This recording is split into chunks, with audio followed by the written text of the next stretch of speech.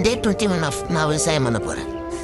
கடைசி வீடியோவில் நான் சொல்லியிருப்பேன் 60 சென்ட்டு மொத்தமாக காலி ஆயிடுச்சுன்னு சொல்லிட்டு. இப்போ நம்மளுக்கு மிஞ்சிருக்கிறதே 60 சென்ட்டு தான். மொத்தமாக காலி ஆயிடுச்சு போல். ஏன்னா சுத்தமாக எதுவுமே முளைக்கல. மொத்தமாக ஒரு 60 சென்ட்டுக்கிட்ட தான் முளைச்சிருக்கு.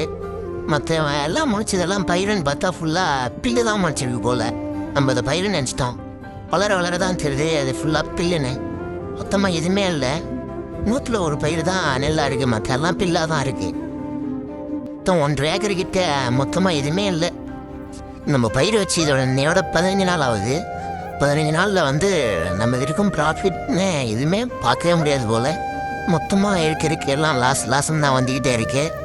என்ன பண்ண போகிறோம், எப்படி இதை மேனேஜ் பண்ண போகிறோம் ஒன்றும் புரியல. நெக்ஸ்ட் என்ன பண்ணுறதுனே தெரில. அடுத்து களைக்கொல்லி வேறு அடிக்கணும். களைக்கொல்லி அடித்தா தான் தெரியும் இன்னும் எவ்வளோ பயிர் இருக்குது, எவ்வளோ பில் இருக்குன்னு.